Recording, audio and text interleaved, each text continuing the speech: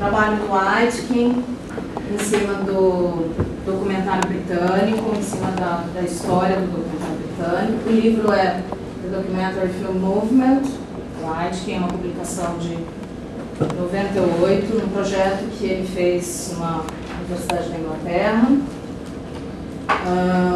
E ele trabalhou junto com o Gerson Archive, né, que é uma instituição que tem todo o material, todos os escritos do Gerson, entre outras instituições, né? E ele faz uma análise bastante histórica, bastante detalhista do papel desempenhado, né, pelo Gerson, né, no documentarismo britânico, das influências que o documentarismo britânico teve no período na Inglaterra, e ele coloca como que foi um período de bastante importância, mesmo porque, como o próprio Fernando falou na aula que ele expôs a respeito do documentarismo, a Inglaterra sempre teve dificuldade de se posicionar, né, até pela rixa com os Estados Unidos, né, e ele faz uma abordagem bastante histórica, bastante detalhista sobre os filmes, sobre as pessoas do movimento, né, e eu decidi ficar mais focada no Gerson mesmo e no movimento que a teoria dele teve também, né? Que no início da teoria dele, ele foi para uma abordagem mais voltada para a poética do documentário, mais voltada para a montagem, né? E com o tempo, e, enfim, as intrincadas relações, né, entre o Gerson e as questões institucionais e governamentais, ele foi fechando o cerco, né, para a educação cívica, né, para a função social que ele queria trabalhar o documentário na sociedade, e para fechar essa teoria dele a respeito do papel social, do papel educacional que para ele o documentário deveria estar, né, cumprir, né. Então, eu separei alguns slides com algumas citações, né? Então, o movimento do filme, né, do documentário, teve uma influência muito grande na Inglaterra, né, inclusive influenciando a televisão. O Gerson, em 57, ele voltou para a Escócia e trabalhou num programa de televisão chamado This Wonderful World, e teve até uma referência, acho que do Darin, que ele coloca que ele apresentava esse programa sobre documentários ao lado do Flaherty, ou teve um momento que apresentou ao lado do Flaherty, né?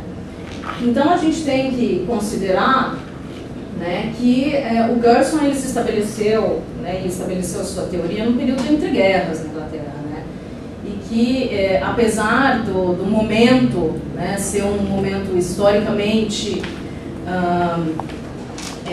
de surgimento de ideologias radicais, a gente pensar na União Soviética, na época, né, na Inglaterra era um momento de centralização, né, do poder, a mídia era extremamente regulada, né, e era dominado pela maior parte das crenças conservadoras, apesar de estar acontecendo uma reforma social democrata.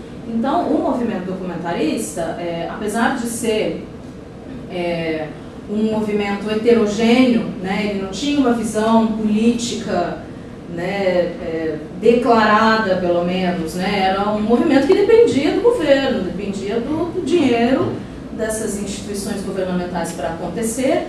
Então, ele era um movimento que, né, era mais heterogêneo nessa questão política, né, e a gente vê uma forte crença no valor das instituições, né, na necessidade da regulação pública do capitalismo, né, um conjunto de crenças entre eles, né, e a rejeição ao comunismo e ao fascismo, né. Então, essa regulação da condição histórica da Inglaterra era uma coisa que atrapalhava, de alguma forma, a visão, né, das pessoas a respeito da condição social. Por quê? O rádio era regulado, né? A gente pode ver até nos filmes do movimento documentário que tem uma cartela do censor antes, né? Então, porque era tudo muito regulado, né? E o cinema era dominado por Hollywood. Então, até o Stephen Ferris coloca que a comunicação inglesa era incapaz de projetar a Inglaterra. Então, não havia uma unificação social sobre qual que era o real retrato, né, social daquele momento, né? Então, foi um momento de domínio dos grandes estúdios, né? A gente pode identificar a produção de filmes de gênero, romance, western, né, nos Estados Unidos, né?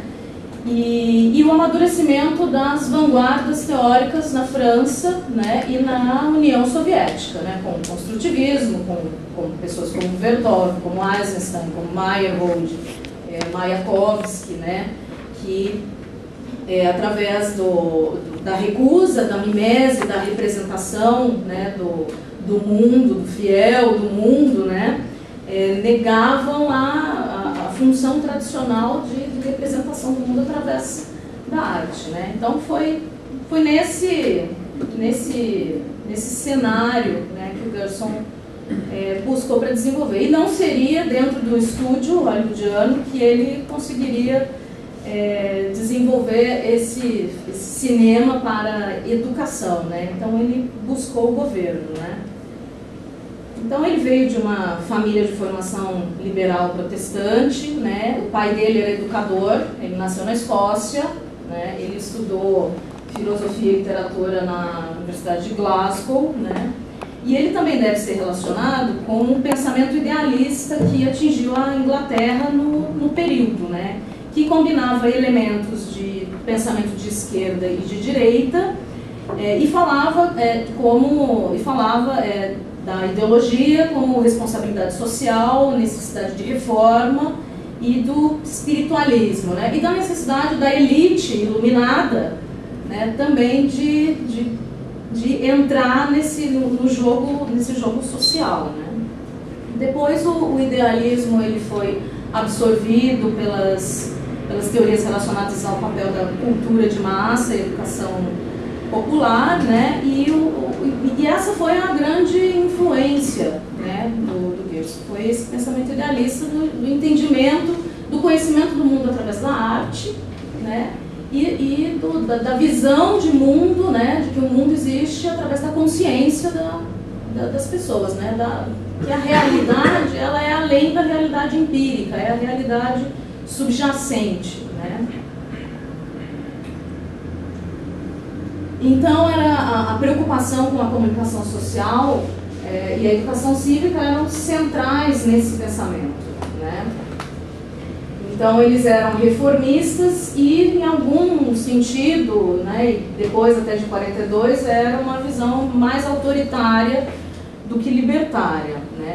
Então, o Gerson, depois de ele se formar em Glasgow, ele foi para os Estados Unidos e ele foi bastante influenciado pelas ideias do Walter Lippmann, né, que estudava as relações entre a liberdade e a democracia na sociedade moderna. O Lippmann ele entendia que a sociedade moderna é naturalmente estratificada, então as relações sociais são estratificadas, né? Existem as classes sociais numa sociedade capitalista, né? E o Gerson ele queria a unificação social, né? E ele não concordou com essa visão cética do Lippmann e acabou se distanciando, né, dessa visão. Então ele queria, né, a partir da ideia da educação pública comunicada através do filme, né, gerar essa estrutura democrática, né, e a unificação social. Basicamente foi o primeiro passo, né? E quando ele estava nos Estados Unidos, ele também desenvolveu muito interesse pelas técnicas dos tabloides, né? O Hearst era o suposto, né, cidadão Kane, né?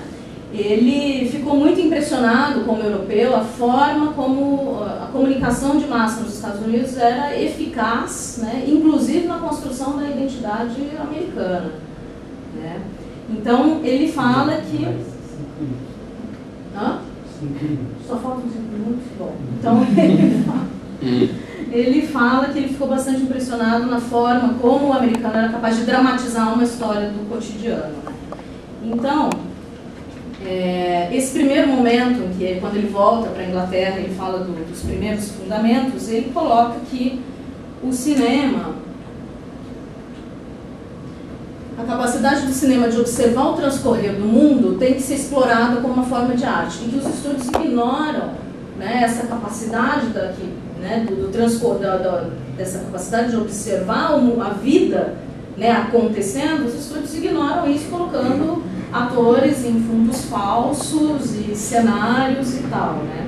Ele coloca a importância, né, do ator nativo, do ator que vive aquela realidade, e a cena nativa, né, e a importância dos materiais e das histórias, né, das sociedades, das pessoas, né, e sempre voltado para a questão do real como uma realidade subjacente e o atual como fenômeno, né. Ele faz essa distinção, né.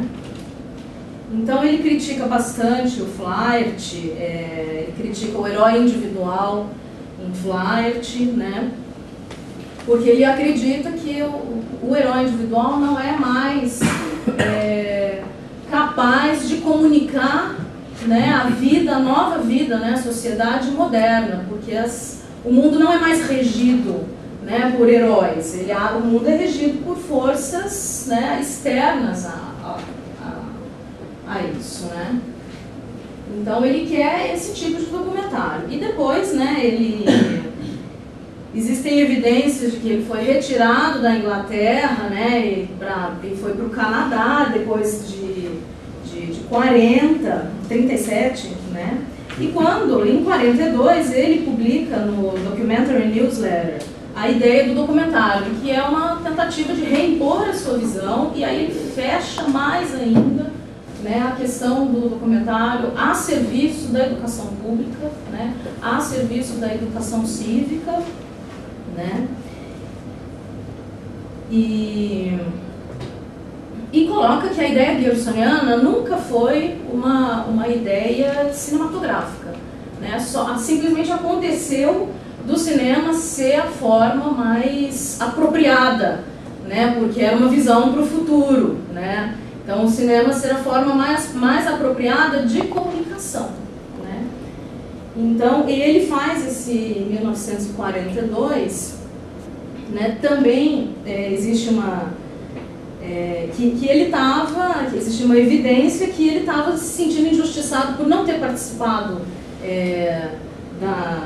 do sistema público de propaganda inglês durante a guerra, né, que ele foi para o Canadá, e também de um filme do Cavalcante, filme Reality, que ele implica,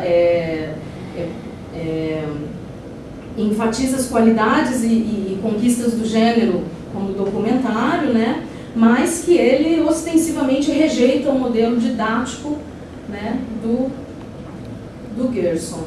E depois disso, deixa eu colocar aqui, passar mais um aqui.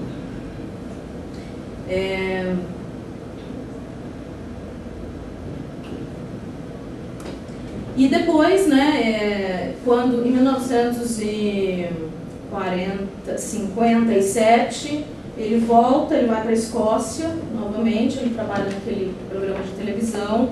E parece que em 1970, né, quando ele escreve I Remember, ele volta, né, para que próximo fim da vida dele, ele retornou aos primórdios da sua posição, abrindo novamente o campo do documentário para uma visão mais poética, para uma visão em termos mais artísticos, né? Tá bom. Me diz uma coisa, a relação do vírus com propaganda, você chegou a mencionar, mas não aprofundou muito. Como é que ele via a propaganda e qual a relação da propaganda para ele com o documentário? Quer dizer, como é que o vírus existia contradição? Qual a relação entre esses dois elementos? Como é que ele vê a questão da propaganda e como é que ele vê a questão do documentário relacionado à propaganda? Bom, pelo que eu me lembro, em 42, nesse The Documentary Idea, ele critica bastante a propaganda e ele enfatiza a necessidade de trabalhar um documentário mais jornalístico, se não me engano, né? Eu acho que ele... Eu não sei se é porque ele ficou fora desse período de guerra, né, como que ele estabeleceu essa relação. Porque no período mais forte da propaganda política na Inglaterra, ele estava no Canadá. Né? Então, na verdade, eu não sei muito bem como que... Eu acho que ele é crítico em relação à propaganda. Não, e na realidade, quer dizer, você estava mencionando o período da guerra, né? Porque ele não estava lá, e aí, enfim, você tem o tipo de documentário que é feito na Alemanha, que é uma coisa mais voltada, ou mesmo aqui no Brasil, dentro do DIP, né? Fora do horizonte do documentário. Mas o Gerson, ele não vê de uma maneira negativa a propaganda. Né? Na realidade, é uma forma, quando ele diz que o documentário é um púlpito, né? Que é uma frase que ele gosta de repetir bastante. Esse púlpito é uma forma de você exercer isso que ele chama de civic education, a educação cívica, né? Ou a responsabilidade social.